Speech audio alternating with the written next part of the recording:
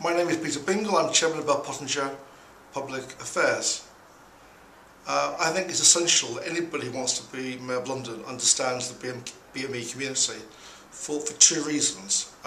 This is a very diverse capital with lots of different needs, and to be Mayor you must represent all of those people and their communities.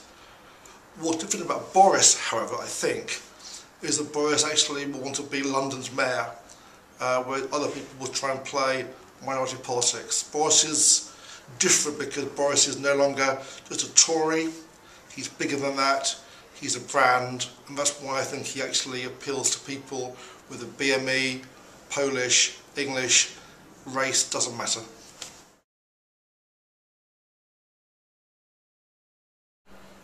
Hi, I'm Merlene Emerson and I'm a GLA candidate for the Liberal Democrats for the 2012 elections.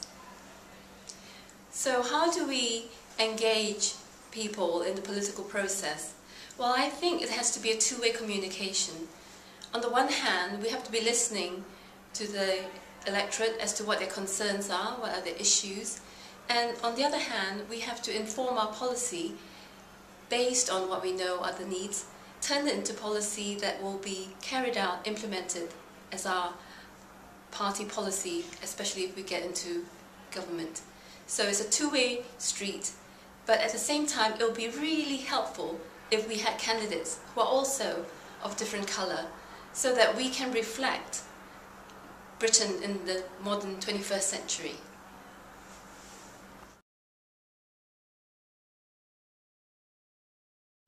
Hi, I'm Sunny Hundle. I'm editor of the blog Liberal Conspiracy, which is a left-wing political blog. I also tweet a lot. I write for The Guardian and other newspapers. What I'm here to talk about is how people who are from ethnic minority backgrounds can engage with the political classes, or at least if they're not political, at least try and get themselves heard. I mean, I've done that in the past. I set up a blog by myself, not being involved with the political class or having any contacts there whatsoever. And I just set up this blog, got lots of people involved, eventually built up a name, did stories that grabbed people's attention, and so I think the first thing that is important to remember is that you can do this, and you can definitely get people listening if you find the right mix of content. And so if you're trying to engage people, let's say from the African Caribbean community, or even just the African community, let's say, in the UK, then you have to first find content which is tailored to them, which they find interesting and engaging with, which other people are not doing, because it's very important to have new content, new stories, a good mix of content out there. You get it out there, you have, let's say, a blog which you've set up, made it look professional. You start getting readers involved, getting readers engaged, and then you can slowly try and move into politics slowly. Something like, for example, we run a campaign that was about complaining to a company which promoted skin whitening creams, and I really hate skin whitening creams. It's just one of those bugbears that I have. And so to me this was a political point about racism, and it was an Asian company which did it. And so we ran a campaign to complain people complained to the Advertising Standards Authority about this advertising campaign.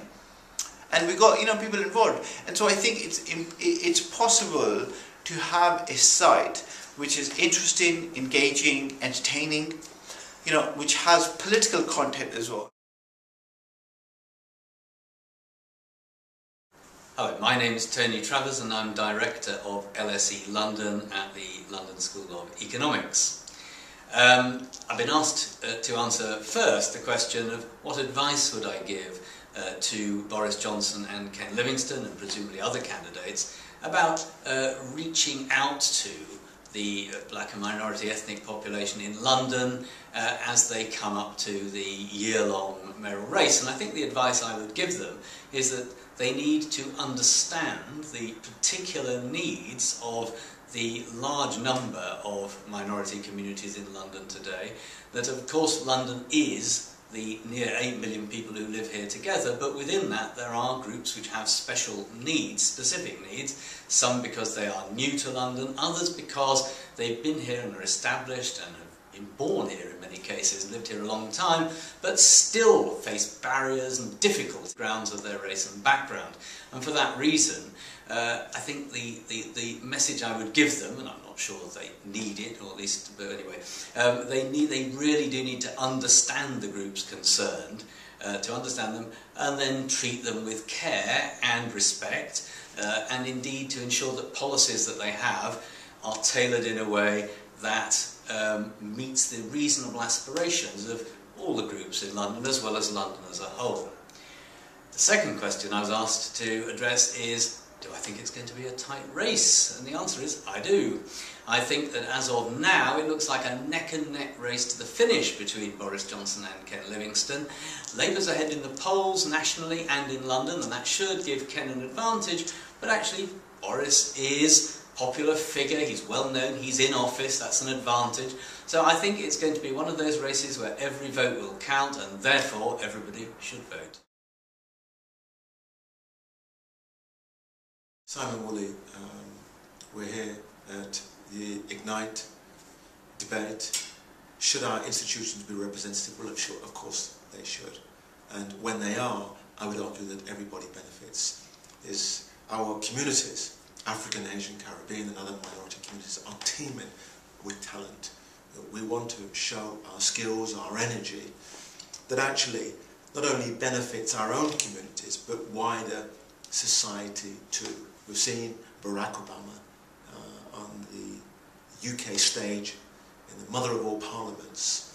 He's a symbol, with hard work and endeavour, being a black man or woman, we can reach the very, very highest office, and I hope that many follow in his footsteps here in London and beyond.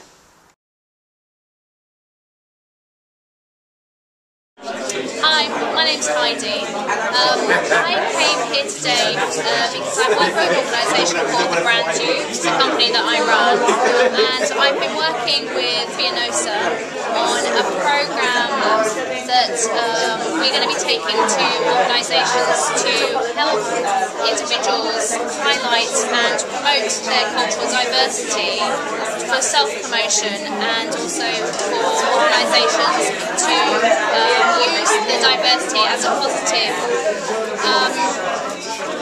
Today was really, really interesting for me. I have a few clients that come from very diverse cultures and backgrounds, and a lot of the issues that we talked about today are issues that my own clients face on a day-to-day basis.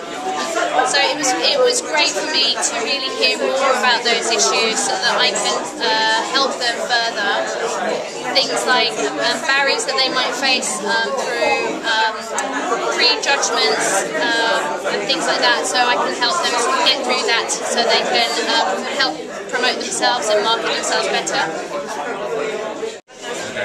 My name's Cornelius Alexander. I work for London Probation Trust. I'm a fellow with the Chartered Institute of Public Relations, and I'm with the Diversity Working Group at the CIPR. I like coming to Ignite events. I think it's very important to support all organisations and bodies who are interested in the pursuit of diversity within the industry. What I got from tonight, I just thought it was a really good debate. Hello there, my name's Bruce. I'm from Forum for the Future.